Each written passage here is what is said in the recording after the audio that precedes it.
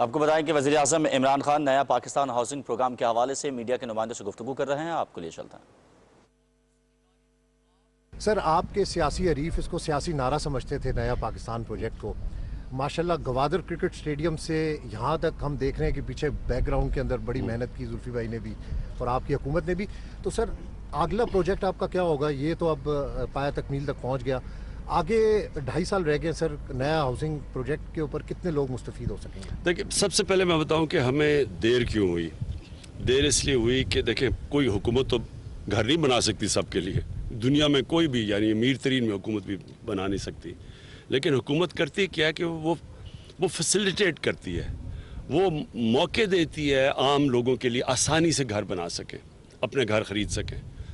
تو وہ موقع اس طرح دیتی ہے کہ وہ آسان قسطوں پہ قرضے دے دیتی ہے لوگوں کے لیے۔ تو وہ ہم نے یہ پہلی دفعہ کیا ہے پاکستان میں کہ ہم نے پہلے بینکوں کے پاس گئے، بینکوں کو ہم نے انسینٹیوائز کیا، 380 ارب روپیہ بینکوں کو کہا کہ صرف گھروں کے قرضے کے لیے رکھیں۔ تو سارے پرائیویٹ بینکس نے یہ پورا اماؤنٹ رکھا، اسٹیٹ بینک اس کو مانیٹر کر رہا ہے۔ 5 مرلے کے گھر کے اوپر 5% قرضہ ہے، اور اگر 5% سے اوپر قرضہ جاتا ہے تو حکومت وہ سبسڈائز کرتی ہے، ہم پیسے دیتے ہیں۔ پھر ہر گھر کے لیے پہلے جو ہمارے 1 لاکھ گھر تک 3 لاکھ روپیہ گورنمنٹ سبسڈی دے رہی ہے ہر گھر پہ۔ اس سے کیا ہوتا ہے کہ مثلا 21 لاکھ کا گھر ہے، تو اگر 21 لاکھ کے گھر کے اوپر 3 لاکھ سبسڈی مل جاتی ہے، وہ 18 لاکھ کا ہو جاتا ہے۔ 18 لاکھ کا مطلب یہ کہ جو قسطیں ہر مہینے دینی ہوتی ہیں وہ اور کم ہو جاتی ہیں۔ تو عام آدمی کے لیے آسان ہو جاتا ہے کہ وہ جو کرائے دیتا ہے وہ قسطیں دے دیتا ہے اور گھر بھی اس کا اپنا ہو جاتا ہے۔ تو یہ پہلی دفعہ پاکستان میں ہم نے کیا، لیکن یہ اس لیے ہوا کیونکہ مورگیج فائنینسنگ بینکس کے لیے ہم نے ان کو، پہلے تو وہ قانون تھا فورکلوجر لا جو 2 سال لگے ہیں پاس کرنے میں، وہ پاس ہو گیا۔ اب بینکوں کے لیے آسان ہو گیا قرضے دینے کے لیے، اور اسی طرح انشاءاللہ سارا آپ دیکھیں گے کہ جو ہاؤسنگ انڈسٹری ہے وہ اس طرح اٹھے گی پاکستان میں۔ پرائم منسٹر صاحب، یہ بتائیں کہ یہ پروجیکٹ تقریباً 20 سال کے بعد مکمل ہو رہا ہے، اس سے پہلے والی حکومتوں کی توجہ نہیں تھی کیا اس پروجیکٹ پہ؟ ابھی پوچھتے ہیں نیا پاکستان ہاؤسنگ منصوبہ کہاں ہے، 50 لاکھ گھر کہاں ہیں؟ ان کے اپنے دور میں یہ منصوبہ شروع ہوا لیکن مکمل نہیں ہوا، کانٹریکٹرز بھاگ گئے اس منصوبے سے، ابھی زلفی بخاری صاحب نے اس کو مکمل کیا، تو کیا فرق؟ دیکھیں، اس میں 25 سال پہلے یہ ساری جگہ لی گئی تھی ہاؤسنگ کے لیے، مزدوروں کے لیے۔ ورکرز ویلفیئر فنڈ نے یہ جگہ لی تھی، لیکن ورکرز ویلفیئر فنڈ کرپشن کا پلندہ تھا، اس میں پیسے بنتے تھے، سب کچھ ہوتا تھا، لیکن مزدوروں کو کچھ نہیں ملتا تھا۔ گورنمنٹ کا ایک ارادہ تھا کہ ہم نے یہ کام کرنا ہے، تو وہ 25 سال پرانی اسکیم کو ریوائیو کیا گیا، اور آج آپ کے سامنے 2.5 سالوں میں یہ پورا سارا ایک سوسائٹی بن چکی ہے اور کھڑی ہو گئی ہے۔ اس میں زلفی بخاری ان کی ٹیم کو، ورکرز ویلفیئر فنڈ میں جو ان کی ٹیم تھی، اس سب کو میں خراج تحسین پیش کرتا ہوں۔ خان صاحب، یہ بتائیے گا کہ 50 لاکھ جو گھروں کا جو پروجیکٹ ہے، یہ اب اس میں کب تک مکمل ہوگا، اور اسپیشلی کیا یہ تمام جتنی بھی جو صوبائی حکومتیں ہیں، کیا اس میں آپ کے ساتھ وہ تعاون کر رہی ہیں وفاق کے ساتھ؟ دیکھیں، 18th امینڈمنٹ میں سندھ کے اوپر تو ہم کچھ نہیں کہہ سکتے، ان کے اپنے اوپر ہے، وہ ہم کوشش کرتے ہیں، انسینٹیوز وہاں بھی ہیں، لیکن وہاں سے ہمیں کوئی رسپانس نہیں ملتا۔ لیکن میں آپ کو یہ بتا دوں کہ پنجاب میں اور پختونخوا کے اندر، بلوچستان میں بھی بڑی تیزی سے کام ہو رہا ہے، اور خاص طور پہ جب وہ قانون فورک کلوجر لا، جب وہ قانون عدالت سے پاس نکل گیا، اس کے بعد تیزی سے اب کام ہو رہا ہے۔ ہمارے جو 2 شہر ہیں، ایک بنڈل آئلینڈ جس کے اوپر ہم کوشش کر رہے ہیں لیکن سندھ حکومت اس وقت وہاں پرمیشن نہیں دے رہی، دوسرا ہے ہمارا راوی پروجیکٹ، اور اس کے علاوہ بھی ایک اور بہت بڑا پروجیکٹ ہے، وہ ہے سینٹرل بزنس ڈسٹرکٹ جو بننے لگی ہے والٹن ایئرپورٹ کے اوپر، جو کہ پورا ایک ماڈرن کانسیپٹ ہے۔ یہ صرف یہی اگر ان میں سے صرف راوی پروجیکٹ، نیا پاکستان پروجیکٹ اور یہ ہمارا جو سینٹرل ڈسٹرکٹ، اگر بنڈل آئلینڈ نہ بھی کیا جائے، یہی 50 لاکھ سے زیادہ گھر بن جائیں گے۔ Honourable prime minister Imran Khan, میں یہ پوچھنا چاہتا ہوں کہ آج ہم نے دیکھا غریبوں، محنت کش مزدور جو ہیں، ان کے لیے محبت کی جھلک یہاں نظر آ گئی، آپ نے پریفرنس دی، بلکہ معذوروں کے لیے بھی محبت یہاں نظر آئی۔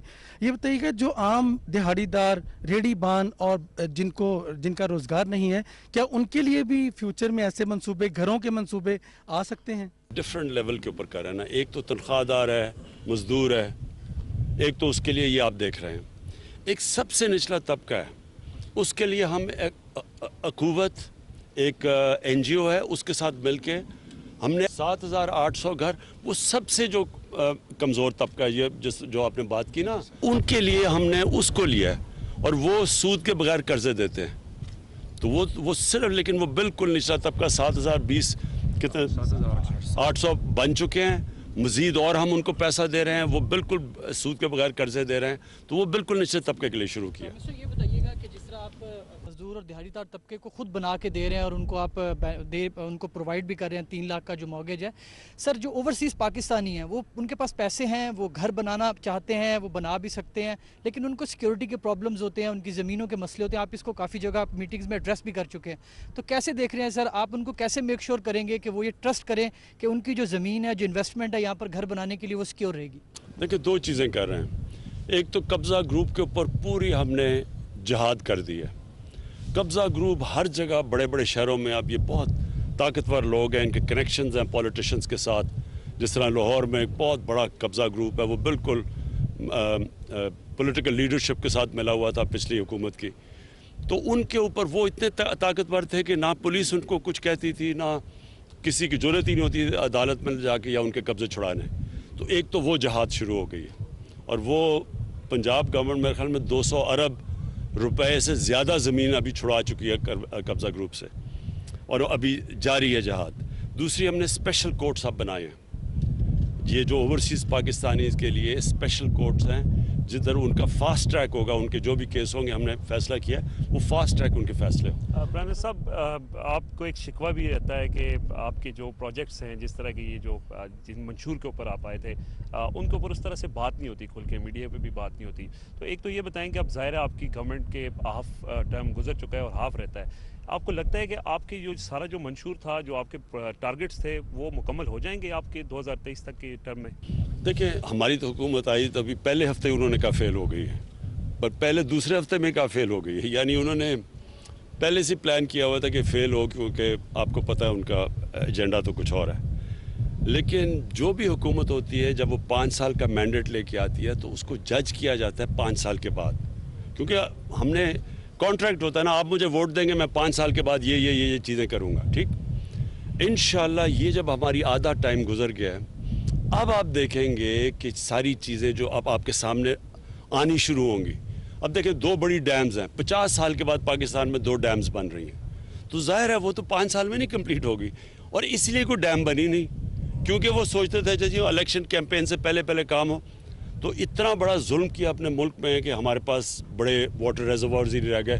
हिंदुस्तान में देखें, चाइना में देखें, वो किधर से किधर पहुंच गए। दूसरी चीज़, जो हमारी हाउसिंग है वो आपके सामने आनी शुरू हो जाएगी। ये जो हमारे 2 नए शहर हैं, ये आपके सामने आने शुरू हो जाएंगे। और ये जो कंस्ट्रक्शन के अंदर इस वक्त हमने जो इंसेंटिव्स दिए हैं, इसका जो इम्पैक्ट है वो इसी साल आपको सबको नज़र आ जाएगा, क्योंकि जिस लेवल की कंस्ट्रक्शन हो रही है वो अब आपको खुद नज़र आएगा कि किस लेवल की पाकिस्तान में अब इकोनॉमिक एक्टिविटी जनरेट होगी, रोज़गार लोगों को मिलेगा, वेल्थ क्रिएशन होगी। ये सारा एक कंक्रीट जंगल बनता जा रहा है। ये एग्रीकल्चरल लैंड था। आप फूड सिक्योरिटी के ऊपर भी आपने हमेशा एम्फेसाइज किया, एनवायरनमेंट के ऊपर भी आप बात करते हैं। तो ये जो एक एरिया है जिसमें जब ये हमारे खाने पीने के जो जगह हैं, जो फार्म्स ख़त्म होते जाएंगे और एनवायरमेंटल इश्यूज जो क्रिएट होंगे, उसके मतलब आपका क्या प्लान ऑफ एक्शन है? देखें, मैं अगले महीने इंशाल्लाह एक फूड सिक्योरिटी के ऊपर अब पूरा आपके सामने एक मुल्क एक नया प्लान लेके आ रहे हैं, क्योंकि अभी तक इसके ऊपर किसी ने तवज्जो दी नहीं फूड सिक्योरिटी के ऊपर। ये अगले इंशाल्लाह 8-10 तारीख अप्रैल को मैं ये लॉन्च करूँगा। ये नई सोच है इसकी। उसमें एक चीज़ ये ज़रूर है, ये जो आपने बात की, पहली दफ़ा हमने गवर्नमेंट ने कहा कि सारे शहरों के मास्टर प्लान बने। जब तक शहरों के मास्टर प्लान ही नहीं बनेंगे तो आपको कैसे पता चलेगा कि ग्रीन बेल्ट कौन सी है, कैसे प्रिजर्व करेंगे, फूड सिक्योरिटी के लिए कौन से इलाके बचाने हैं। और जब आपके मास्टर प्लान बनेंगे, तो जब आप रिंग फेंस करेंगे, मसलन ये शहर इससे बाहर नहीं जा सकता, उसके बाद ऊपर जाना शुरू होगा। ये हम पहली हुकूमत है जिसने अब पूरी ऊपर जोन्स बना दिए हैं, जिधर आप जितना मर्जी ऊपर ले जाएं, क्योंकि अगर हम ऊपर नहीं लेके जाएंगे वो फैलते जाएंगे और फैलेंगे। उसके 2 मसले हैं, एक फूड सिक्योरिटी का, और दूसरा मसला ये है कि जैसे ही शहर फैलता है آپ ان کو بڑا مشکل اور مہنگا ہو جاتا ہے ان کو بجلی دینا, ان کو پانی دینا, ان کو گیس دینا, ان کی گندگی اٹھانا. یہ جتنا شہر پھیلتا جائے گا اس لیے ساری ماڈرن سٹیز اوپر ہیں. آپ لندن چلے جائیں اوپر ہے, یہ نیو یارک چلے جائیں, یہ دبئی سارا چلے جائیں اوپر ہے. وہ جب آپ پھیلا دیں گے شہر کو اس کو سنبھالنا بہت مشکل ہو جاتا ہے. لیکن وہ ہوگا تب جب آپ کا شہر کا ماسٹر پلان بنے گا. تو سارے شہروں کے اب ماسٹر پلانز بن رہے ہیں, کئیوں کے اس سال کے بیچ میں آ جائے گا اینڈ تک, لیکن سب شہروں کے ماسٹر پلان بن چکے ہوں گے.